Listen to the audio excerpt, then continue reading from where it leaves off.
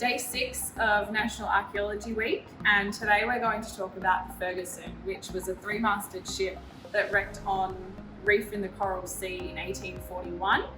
This ship is particularly interesting because it was carrying 170 of the 50th Regiment soldiers for the Queen. Now, they'd come to Australia as an escort for convicts and were on their way back to India to fight for the East India Company. Luckily, they were travelling in convoy, so when they wrecked on this reef, all of the crew, all of the soldiers were taken on board the other ships and made it safely to India at the time.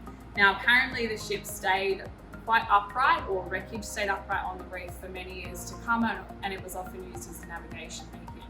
It wasn't found until a few years ago by the Australian National Maritime Museum, and we're lucky enough to have a few objects from this shipwreck within our collection. So one feature of ships that we often don't talk about, or particularly wooden sailing ships from the 19th century and earlier, is that lighting between decks would have been quite hard to come by. There clearly was no electricity.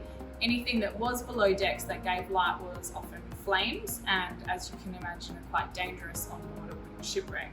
To ease that, one of the best things is called a deck prism or a deck light, and they were prisms or bricks of glass, as you can see here, that sat in the deck, so the top deck, and actually sat flush. So this flat bit was on the top of the deck and you could have walked over this easily, and the prism underneath reflected light, natural lighting into the deck below space, so that they never actually had to light oil lamps or torches to get some light through those decks at the bottom. They're one of my favourite objects off shipwrecks, and you often find them preserved like this with a lot of coral and incrustation on them.